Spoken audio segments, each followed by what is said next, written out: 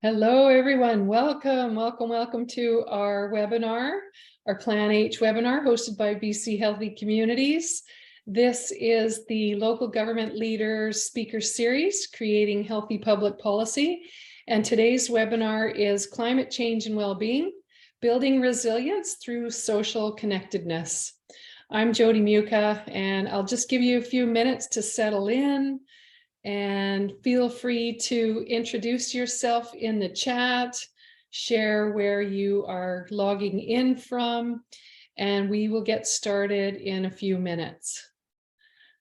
And I'm really pleased to have a lineup of amazing speakers today. We've got Kiffer Card, Beaumont and Jay Myers talking about the work that they've done. And overall, this is a conversation about the links between climate change and well-being, and thinking and talking about community resilience through social connectedness. So I'll let you get settled in.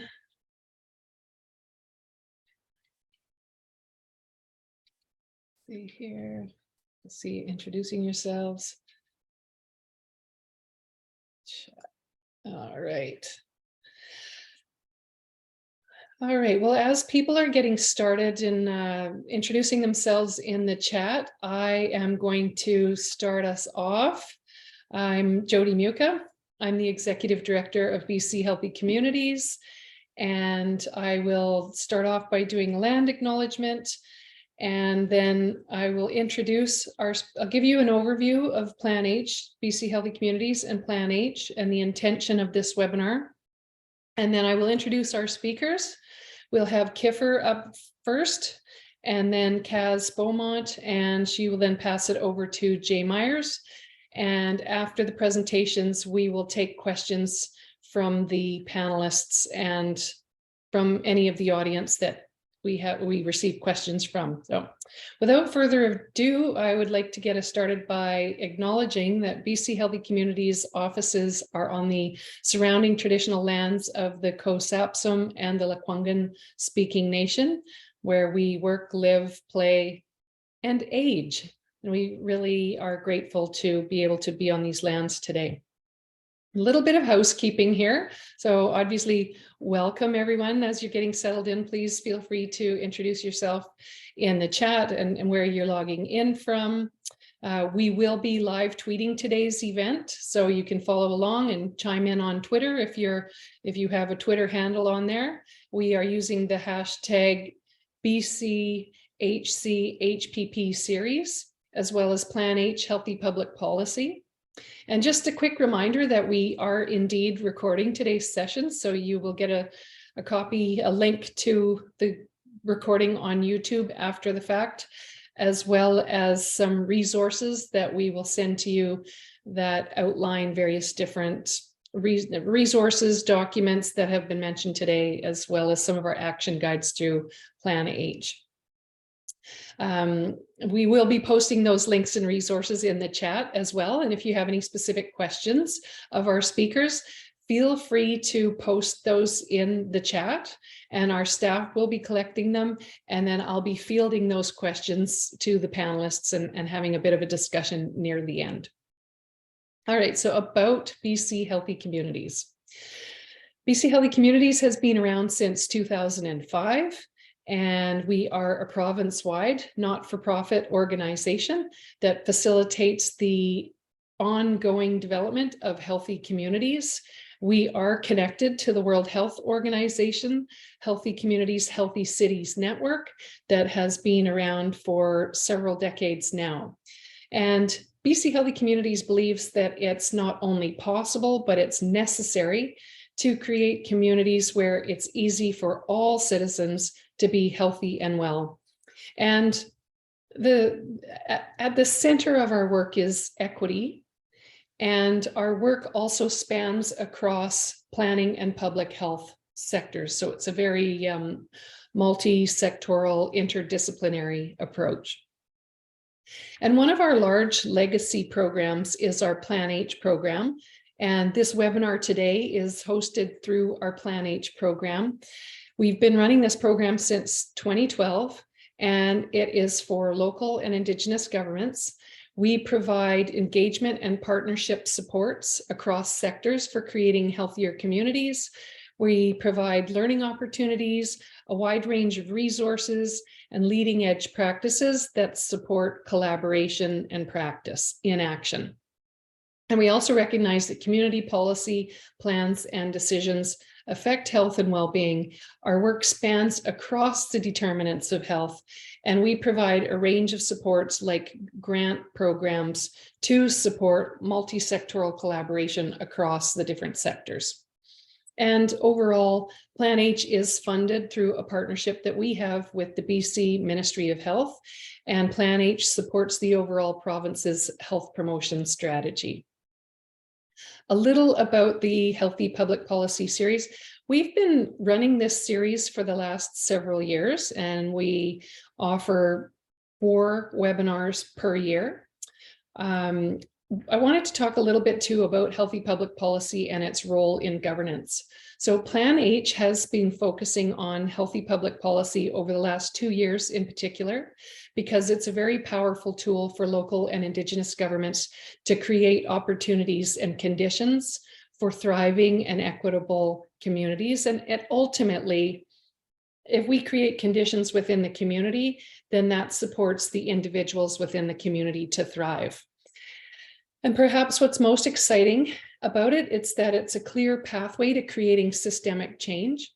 And we know that to affect change, we need a multi-pronged, multi-sectoral collaborative approach.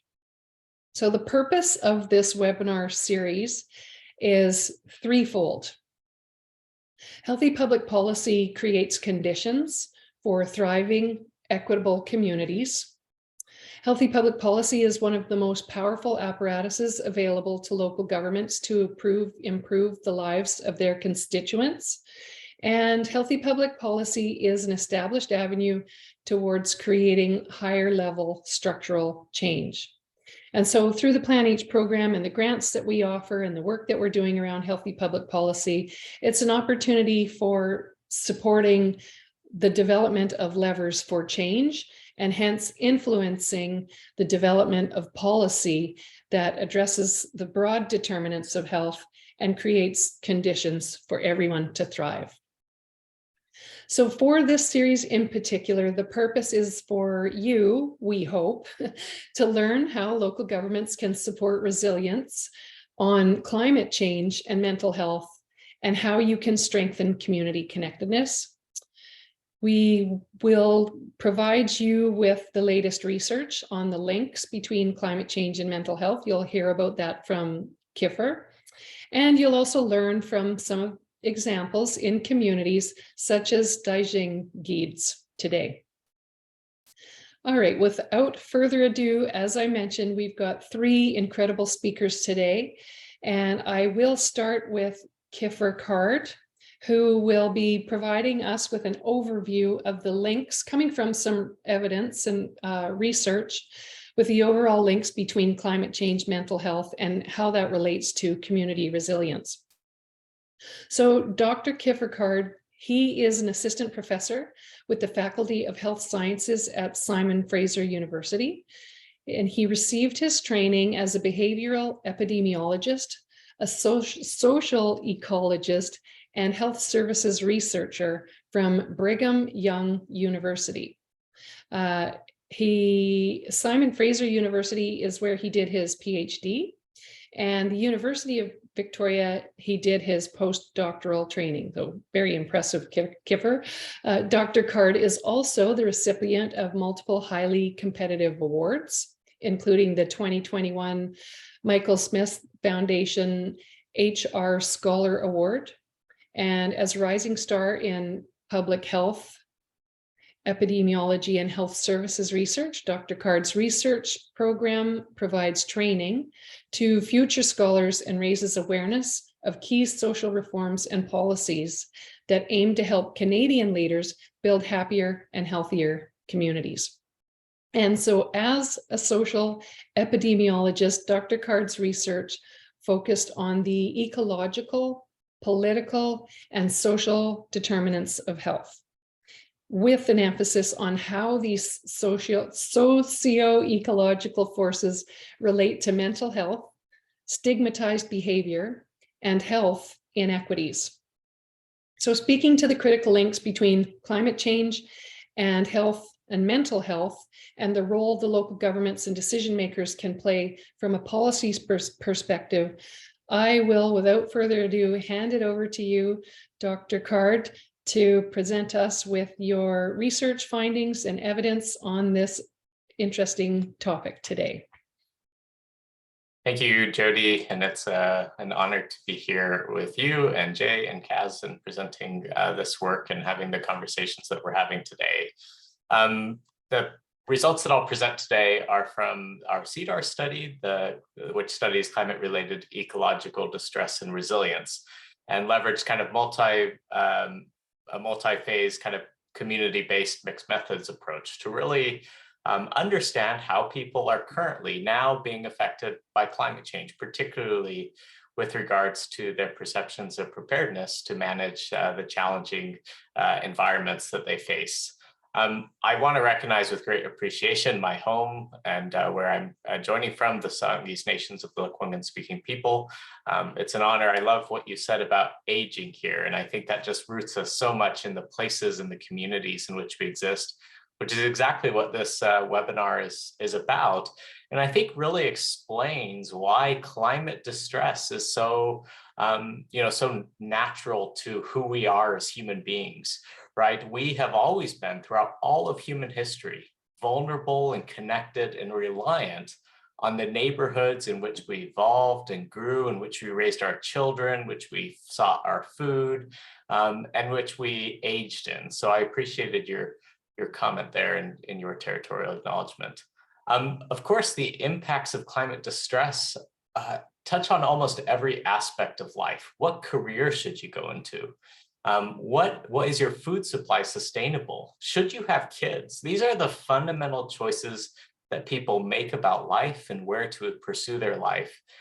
And our work is showing how embedded people are interpreting the climate change in terms of interpreting their future and making plans for their future. So this is something that communities need to be on now, because if we don't address and build resilient, healthy communities, that's going to dramatically reshape life across British Columbia and all of our communities as communities grapple with demographic transitions, relocation, and all those sort of issues that come with the sort of stress that individuals feel. In our study, we really sought to leverage, and that's why we really sought to leverage a community-based participatory research approach that constantly was going back and forth with community through needs assessments and focus groups, and then member checking those results and then validating those results so that we could really understand what it is people were grappling with, how we measure that, and how we can then leverage what we know to study, kind of secondary effects and how we can address, distress and build resilience in communities. And so the first question that we really thought was important to address is that equity piece that Jody mentioned, which is so critical to the work we do, but who is impacted by climate distress? And sometimes you hear narratives that climate-related distress is almost a distress of privilege, that only those who are really, don't have any other things to worry about would worry about climate change. But as what we actually see is that those who are most worried or concerned are actually those who lack privilege, and that in fact, white, older, wealthier, more conservative people tend to have much lower levels of climate anxiety across almost all of these categories. And so I think that some of that perception comes from the idea that there are certainly privileges in who can voice that concern and who can talk about that concern in public. And I think it's important for us to always take back and look at who is really going to be most dramatically affected by these, by these changes.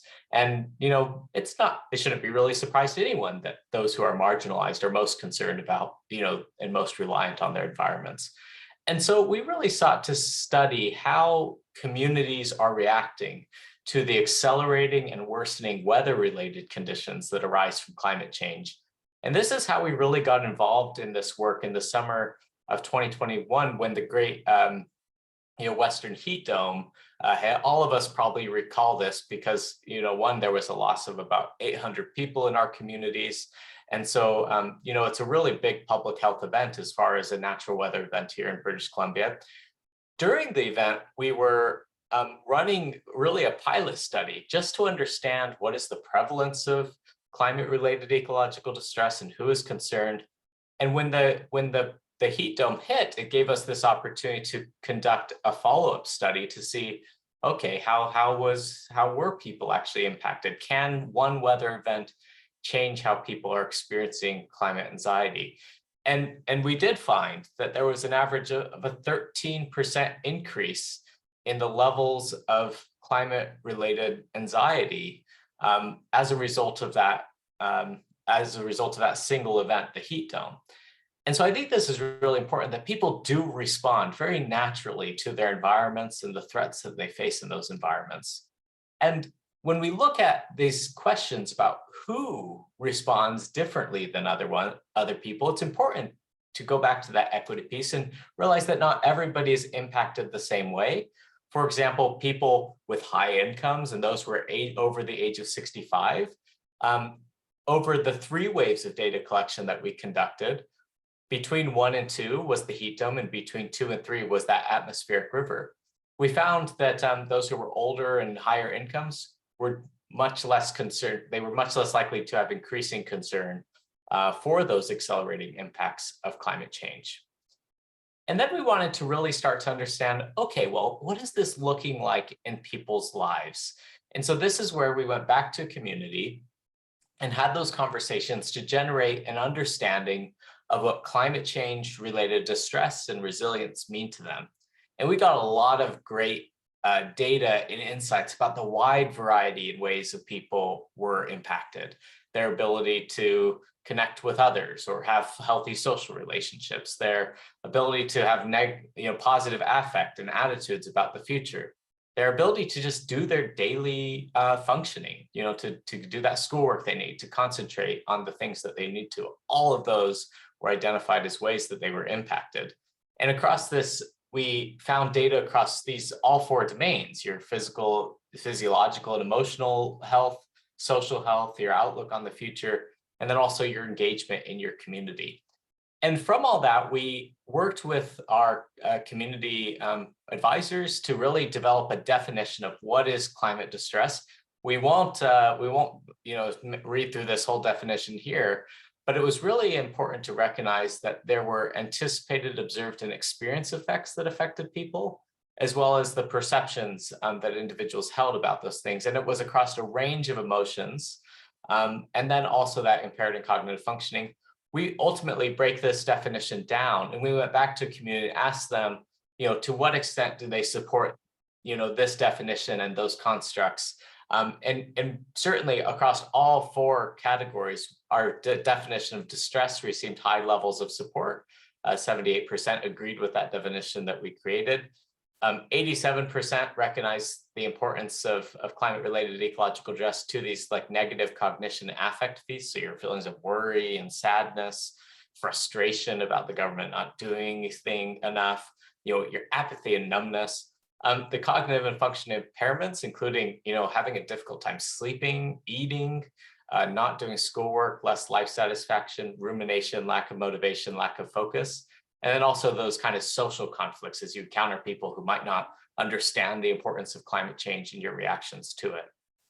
And so what can we do to protect people from climate-related ecological distress? And this is where our conceptualization of resilience came in. And just like with distress, we worked with them to develop a definition of distress. And I think the 2 characteristics of this definition that were most important is while most of the distress-related factors focused on individual experiences with climate change, the climate resilience definition talked about both about your own individual resilience. Can you deal with the negative emotions? Can you get through those emotions? But also, do we have sufficient community or societal level resilience to really address the material needs, the social needs of people in the community in order to identify threats, mobilize in response to them, and actually address them in a way that benefits people's communities? And again, we saw high levels of support for our developed framework. 82%, agreed with our definition, as was.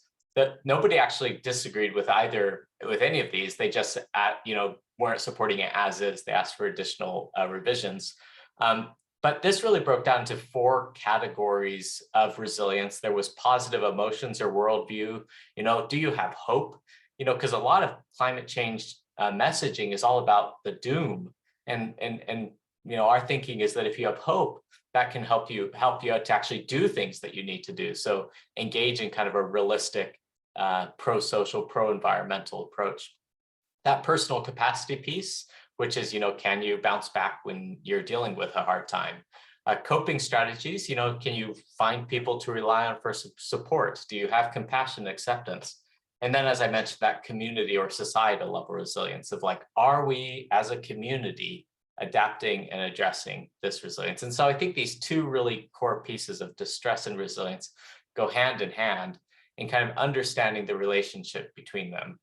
And so understanding these links, we worked with communities to really understand the various aspects in which these topics are related to each other and how to measure them. So we actually had community members, after we developed out these definitions and frameworks, we had them develop skills and scales and measures, so statements that reflected their distress. And we used those statements to conduct a survey to see how these various pieces of public health issues related to each other. And so is what came out of this work. I know this is a chaotic diagram, but I'll go ahead and summarize some of these important pathways for you. So after launching the survey, we identified 6 scales of cognitive impairment, negative affect, social support, climate action, and climate hope. And so that's each of these gray boxes here. Those are each of the scales we identified. And so when looking at these, there's a few key pieces to be aware of. One, negative affect is associated with both action and numbness. And so there's kind of these 2 paths. One, if you're worried about the climate change, you're going to be, I call this the good steward effect. You're going to be a good steward and you're going to act on it. But we also see that there's this alternative path that some people can become apathetic and numb. They almost experience a sort of eco-paralysis, is sometimes how that's described in the literature.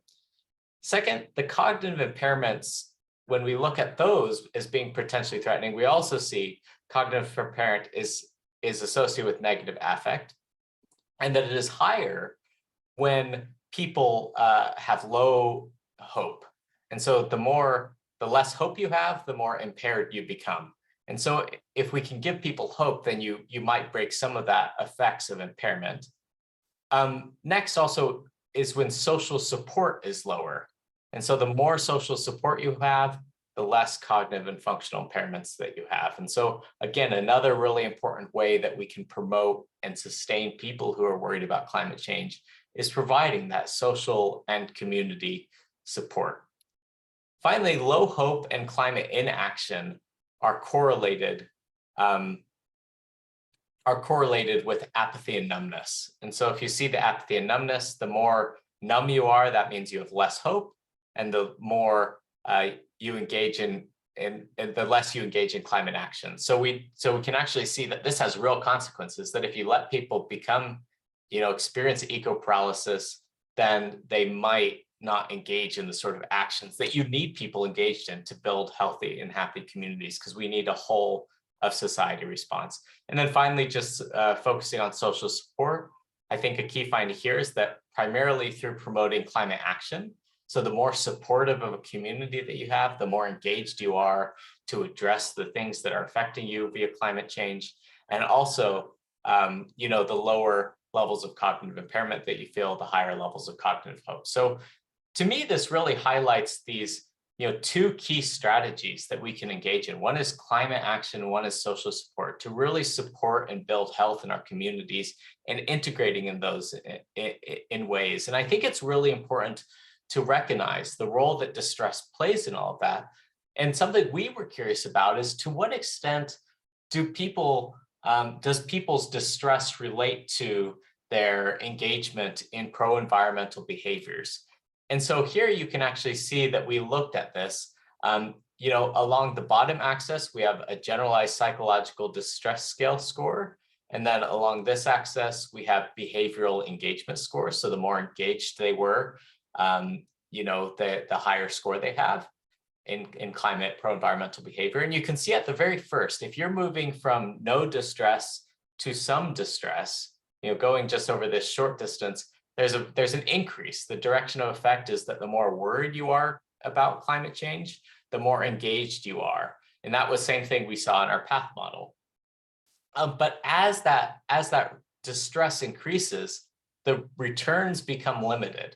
So I think this lesson is that we probably do want people to be a little worried and a little concerned about climate change, and that can really foster an engagement in their community to address that climate change. But if that distress goes too far, you actually start to lose the benefits. And actually you see here at the highest levels of climate change anxiety, the relationship between distress and resilience actually becomes negative. And so we have to work hard to avoid that sort of eco-paralysis. And I think that's where this social connection piece really comes in as a potential key to how we build healthy communities in response to climate change. But because we found that higher subjective social disconnection, so the more disconnected you were, was associated with higher climate change anxiety. And that 98% of the effect of subjective social disconnection's effect on climate anxiety was through generalized psychological distress. So basically, the more connected you are to others, the less distress you feel, and the more empowered you are to deal with climate change. And so we're engaging in a lot of different research and projects, including work with two-eyed seeing Indigenous communities, climate adaptation through community-tailored interventions, and working with the Green Technology Education Center to implement these sorts of interventions and programs, because we know that building a healthy, resilient, socially connected community is really key. And so just to summarize a few of the key points, climate change-related ecological distress and resilience are complex constructs that operate both on the individual and community level. The impacts of climate change on mental health are inequitably distributed across the population, meaning we need subpopulation, sub-community tailored approaches. We need to protect individuals to stress by building resilience and strengthening social supports, facilitating climate action, and promoting climate hope. And if people become too distressed, they become less effective climate activists and less engaged in their communities. But social support can help buffer against that level of distress that they experience. And so with that, we'll turn it over to Kaz and Jay, and back to Jody to do the introduction. But thank you for taking this opportunity to think about really that scaling out from individuals to communities to our whole planet. Thanks, Kiffer. And we can't underestimate the importance of social connectedness and those kinds of social networks, even if it's as simple as just knowing your neighbors on your street or your block or your neighborhood. We're seeing that especially through the work that we're doing through our age-friendly communities program and the impacts of isolation on older adults, and it affects people in many different ways. So I really like how you're making the links between climate change and the importance of these social networks and social cohesion. So we now have, through Plan H, we've provided funding for grants over the past several years, and we have provided a grant to the Village of Daajing Giids.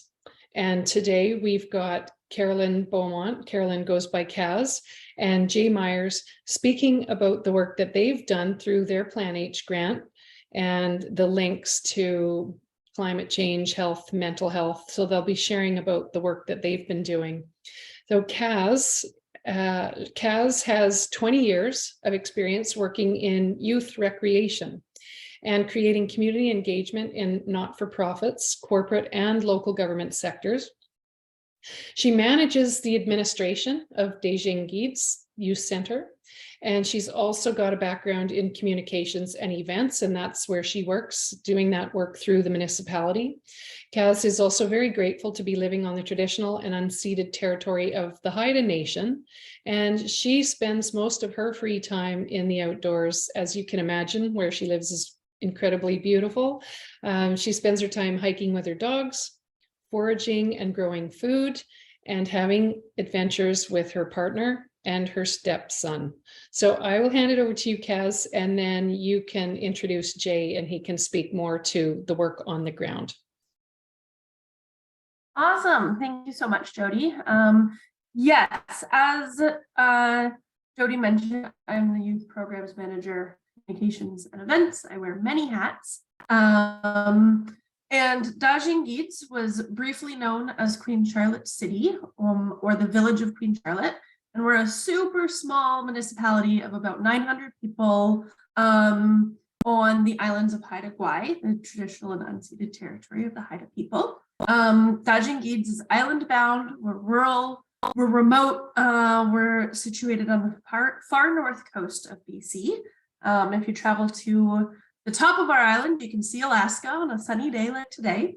And so the nature of living in Haida Gwaii, we rely on an 8-hour ferry for food, for medical services, and access to any larger centers. And the community of Daajing Giids is entirely within 500 meters of the Pacific Ocean. So you could say we are the canaries in the coal mine when it comes to climate change. Our isolated coastal location will see dramatic changes. And our communities are looking at significant climate adaptations now and in the future. And so this is very real for our community. Our Plan H program was associated with our youth program. In small communities such as ours, municipalities sometimes take on service roles that larger centers have greater resources, non-government organizations to provide. We reopened our youth center in the spring of 2021, as soon as there was the restrictions on extracurricular activities lessened and we were navigating those changes. It was super apparent to council and our administration that providing recreation opportunities for youth was desperately needed at that time, and obviously continues to be so. The youth center is part of our recreation services department here at the village. And so our newly elected council this term is currently going through its analysis of service provision, and that will continue to inform strategy and develop policy on an ongoing basis. So this is definitely something we're actively working on, that council is looking at going through into the future. Jay and I are recreation workers. We're not health professionals, but our youth center mandate is to provide a safe, welcoming, and inclusive space for youth. And individually, we're both aware that providing recreation opportunities benefits all aspects of health, builds social connections and relationships, and creates community. As I said, Plan H was one of the initial grants that kickstarted our program offerings, and the program we built was really founded on addressing holistic health for youth through land-based and Haida and Haida Gwaii cultural programs. I'm gonna pass it over to Jay, who gets to do all the fun stuff with youth. He's our boots on the ground, amazing youth coordinator. He first moved to Haida Gwaii in 2012, and he's grateful to call it home. Jay has a grassroots background in mental health and addictions work, music education, and community organizing. He is keen to be promoting healthy lifestyles here on Haida Gwaii. When he's not working with us, or sometimes when he is, he's playing and producing music, sailing his little his sailboat here around the islands, generally being outdoors and having adventures with his son, Declan. He's also passionate about organizing around matters of social and ecological injustice. Really excited and proud of the work he does here on the islands. I'm going to let Jay speak to our project and some of the really awesome and direct experiences that our youth had. So thank you very much. Thanks, Kaz. Yeah, so I just wanted to say thanks to Dr. Kiffer there. That was an amazing talk, and found it really inspiring. And it really speaks to how I feel about my work. I moved out, so like Kaz said, I moved out in 2012, and I personally do deal with a lot of climate anxiety based on my work with environmental social justice work. And also before I moved here, I lived on a farm in northern BC. And about 4 years ago, the largest forest fire in BC that year came a couple kilometers from my farm, and we were evacuated for a couple weeks. And that was actually even after a year of being on alert. So we were really faced with that intensely and personally. And part of the reason that I want to live on Haida Gwaii, other than the beautiful landscapes and the power of the Haida community and all the amazing people here, is the fact that food is very abundant. The Haida say when the tides are low, the table is set. As well as there's abundant, like all around my neighborhood, there's like 5 different kinds of berries you can pick. There's lots of wild mushrooms. That's the list goes on. I like to fish and hunt. So yeah, this Plan H grant came, as Kaz said, when we were coming out of COVID, and we're just starting up the youth center again. And so we did 4 programs with the funding we got from Plan H. We did a traditional drum making with a Haida elder. We did deer jerky processing, wild mushroom foraging and preservation, as well as we had a Halloween dance. So with the drum making, we had a legendary elder come in, Vernon Williams, who's a songwriter and a medicine person, and he builds drums and rattles. And so he came in and had the kids do traditional drums, which was a very difficult process. It took a lot of patience, the process of like the threading of the skin onto the frame. It took a lot of strength to make sure it was tight enough. So it taught a lot of patience and determination to the kids. It was really fun working with the elder. He's got a really good dry sense of humor. So he brought in the seriousness of this project while also bringing in a lot of humor and teaching us to be humble. And the importance of using the materials wisely with respect, etc. He taught the cultural importance of the drum and its place in music, ceremony, linking it from the past to the present.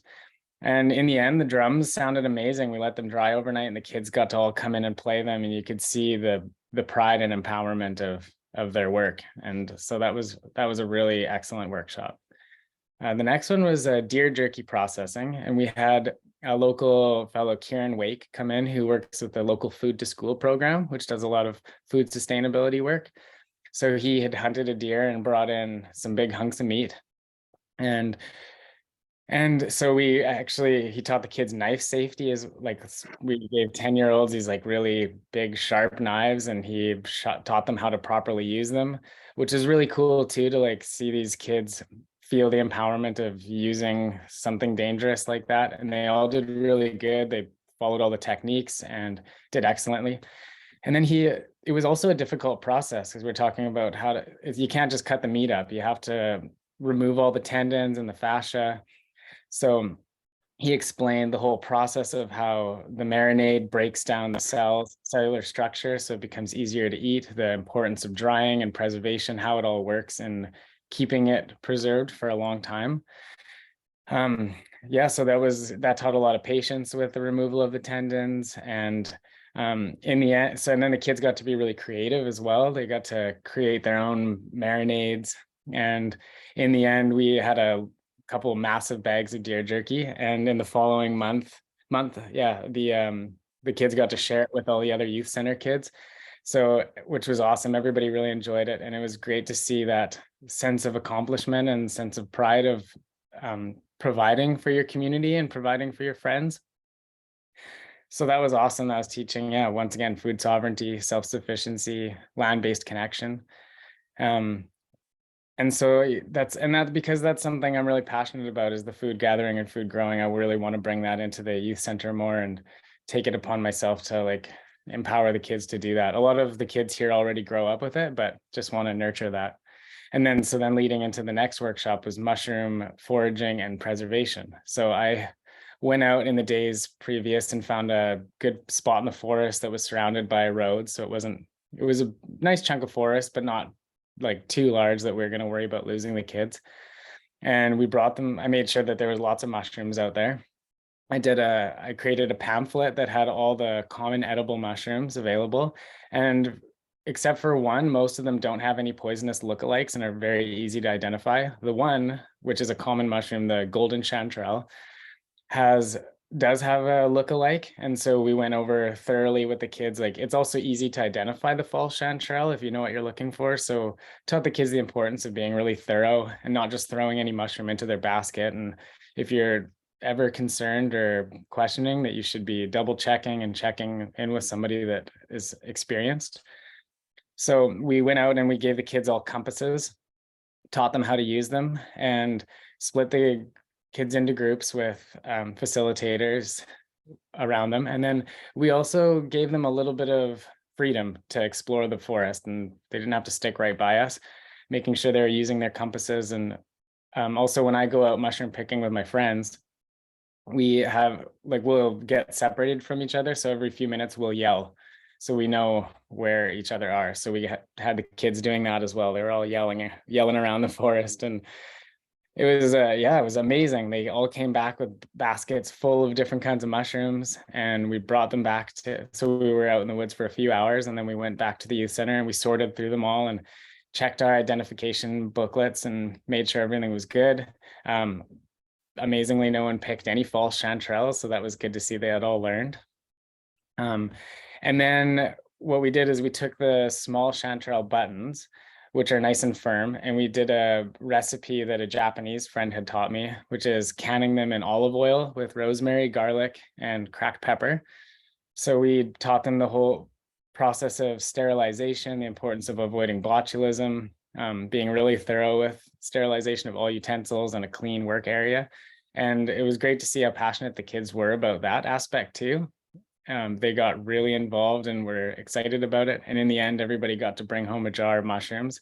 And it was so cool to see the parents show up, and they were so proud to be like, look at these, this is what I have produced, and have their baskets of fresh mushrooms that they got to bring home. And the parents were all really stoked. So once again, like, a lot of empowerment through that, of like the independence of being able to be in the woods, learning the compass, learning to identify foods, and then providing for your family, which is an incredible feeling.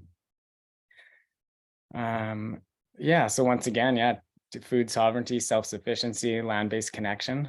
And then the final one was a Halloween dance. And so, of course, we had been through COVID times and shut down, and there had been very little social interaction. And we hired a live band and a DJ and had a big dance at the youth center, had about 80 kids come out. It was hilarious. All these kids dressed up in costumes, just doing like all their funny little dances. At one point we had like 20 kids in a row all doing the floss frantically. The live band had some fun games that they played with the kids, like a freeze dance, and it was really amazing to see them engaged. And I learned later that a lot of the parents told me, and a lot of the kids as well, that so many of those kids had never even been to a dance in their entire lives. So it was a magical thing to see coming out of COVID, to see these kids having such a brilliant time.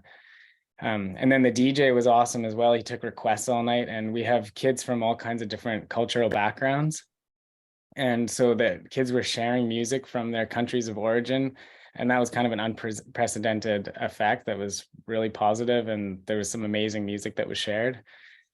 And since then, like, that was a couple of years ago, and still the kids are talking about it, and like, when are we going to have another dance? So it was that was a really, although it doesn't seem as much like it's connected to climate anxiety, I think just the importance of having that social connectedness and getting together, and also just having fun, is really important, because there is so much doom and gloom around it all, and it's strange times we live in. And I guess one other cool thing about that time too, when I started and we got this grant, was I happened to have a friend who was running the Skidegate Youth Center. So we're in kind of a more settler community, and we live really close to the Haida community of Village of Daajing Giids. So they had their own youth center and we had ours. And in a way, they were really secular. We had our own workshops that we offered to our own communities. And so me and my friend talked about how awesome it would be to share workshops with each other and try to make them more inclusive for the entire south of the island. Although they already technically were, we just tried to put more energy into that. And we shared our content. We got to share our parent contact list. And as a result, we ended up with about a 40% Haida group of kids that, and still to this day, we have about 40% Haida. So it's really great to see that inclusivity and the learning from each other. And yeah, it's been an amazing project, and I love working with all the youth, and just super grateful that we got this grant and got to do all this good work. It was a really good Kickstarter. So yeah, that's about it for me. Thank you. So inspiring. I just want to pack up and move up there and work with you. It's just fantastic work. I thank you so much. Thanks for the time to share about your work today. We do have time for questions here, and I'm going to field a couple of questions specifically to a few of you. This one is for you, Kiffer, to start off. You know, you're a researcher, you're an academic, and you provided some really good data and evidence. I'm wondering if, in your own words, could you explain the definition of climate distress and climate resilience? Like, you know, kind of if you were telling your mom what that is, how would you describe it? Yeah, I think, you know, climate distress I would describe as the kind of experience of being worried and concerned about how climate change will impact you. But it goes beyond just worry and concern, and actually starts to impact your life and quality of life in negative ways. Whereas climate resilience is your ability to recognize and acknowledge the threats of climate change, but respond to them and cope with them in healthy ways. And that's that both, you know, as we mentioned, something highlighted for us when we, you know, had these conversations with members of our advisory group, you know, the 30 or so people who participated in our focus groups, was how much that process of resilience can't be done alone. And so it's the individual and group level resilience, which I think is exactly the sort of programming that Jay and Kaz are demonstrating, that this is how you act on the evidence we're sharing, is through that sort of person-to-person community building. Yeah, thanks so much. So this question is for you, Jay. I'm wondering, you know, of the youth that you've worked with and been interacting with, what would you say it looks like when what is it like when youth are displaying climate anxiety? Like, how does that show up? I'm sure there's a variety of different ways, but I'm just curious what you've seen.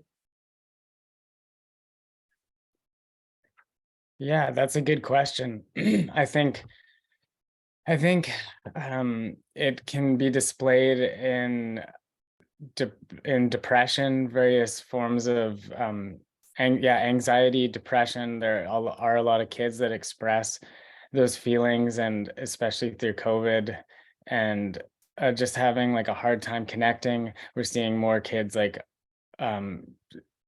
zoning out on devices, etc. And that's one thing that we've done, is we've like shut down the computer use. Once in a while, we'll let the kids play games, but just really trying to focus on a lot of sports and activities, art.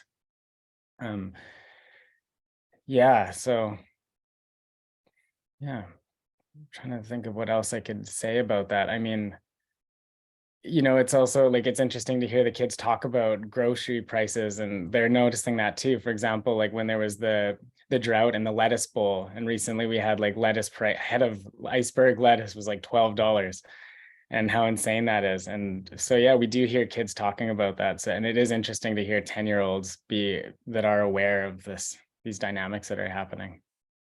Yeah, no, thanks for that. I'll build on that. I do know that some of the other work that you've done up there has been intergenerational and with elders. And can you speak a little to that and how, you know, maybe a bit of that intergenerational component has made a difference in terms of folks being connected in different ways, and the difference that that's made? Yeah, for sure. I think it's really important for there to be a connection between elders and youth. I think that we can all learn a lot from each other. The youth can bring joy and lightness and inspiration to elders, as well as elders have this like wealth of knowledge and banks of wisdom to be sharing with the kids, and so much wisdom around food gathering and food processing. The Haida have been very resilient and self-sufficient for as long as they've been here and super connected to their land. And so by connecting the youth to the elders, there's so much that can be taught to those kids, and empowerment and excitement of not only just like, oh, we need to survive, but excitement around it and how it can make us feel really connected to our communities and to the land around us. That's great. Yeah, thank you. Yeah. And this question, in your role, Kaz, working at that administrative level within the municipality, I'm wondering, like, what were some of the challenges that you have encountered in terms of thinking about how to address, like, even how to explain or connect those dots between climate change and health and mental health? And what are the ways that you framed that within the municipality so that you could take action?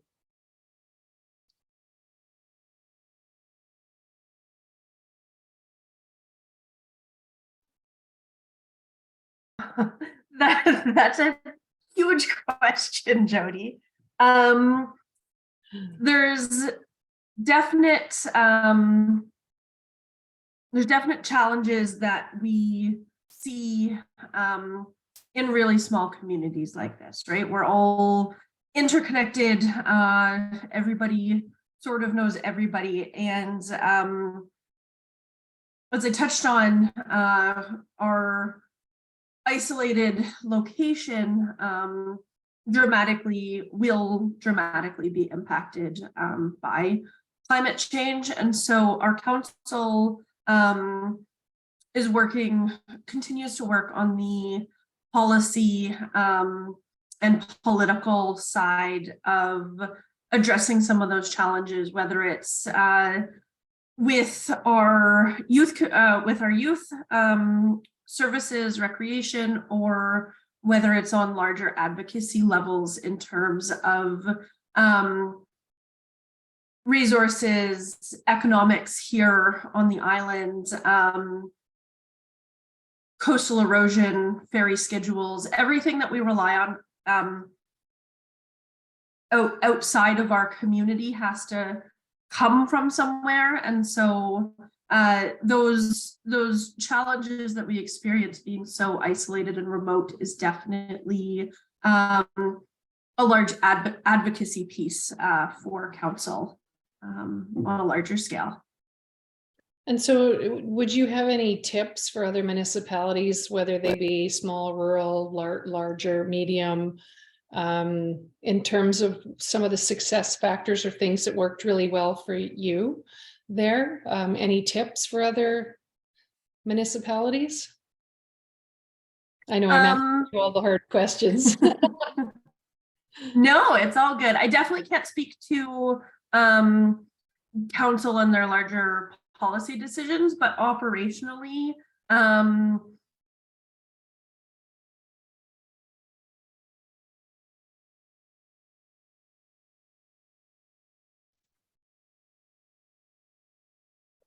oh, I think we just whoa. lost. There we go. Yes, so my whole Zoom disappeared. Am I back? Okay. Yeah, we've got you back now. Thanks. Oh my God. Internet on Haida Gwaii, it's a thing.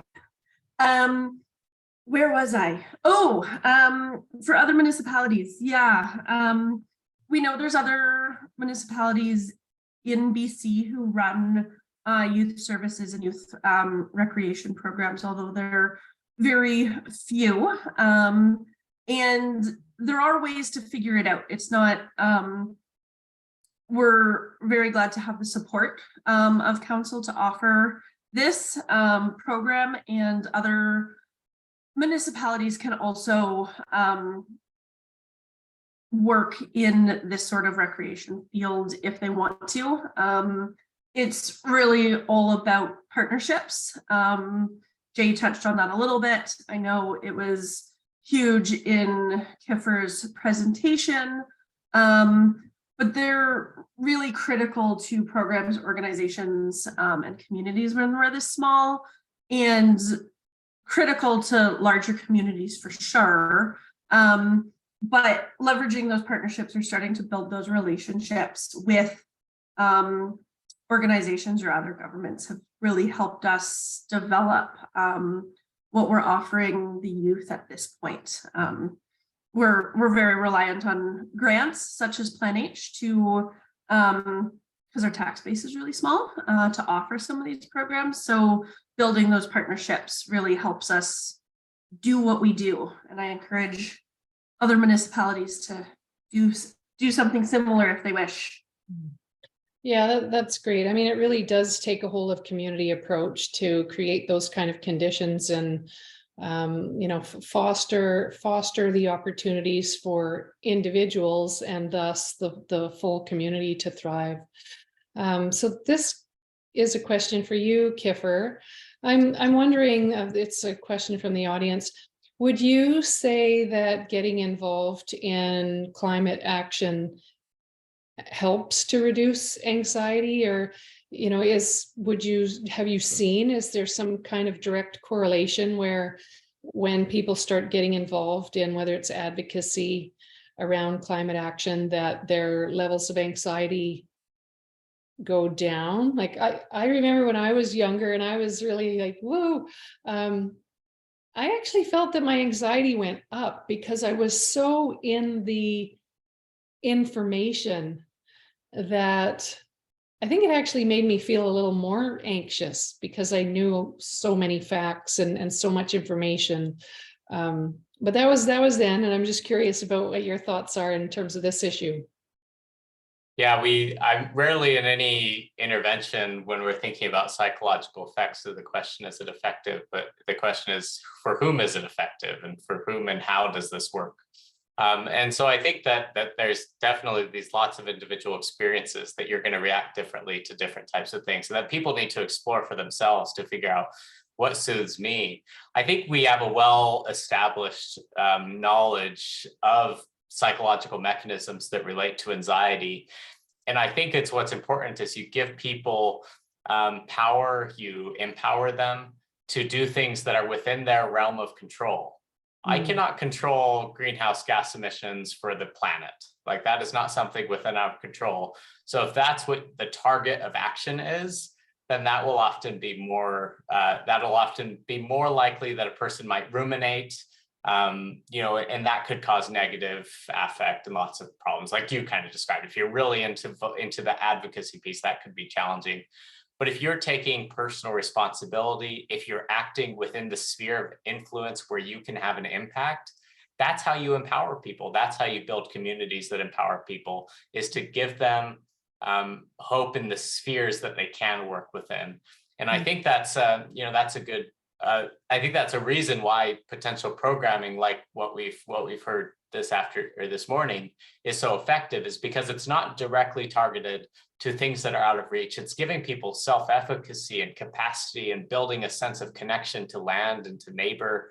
And I think that is going to be far more effective for a far broader proportion of the population than perhaps, you know, advocacy or activism. Not that those things aren't important, and we certainly do need tailored supports to help those people who do engage in that level of advocacy and activism.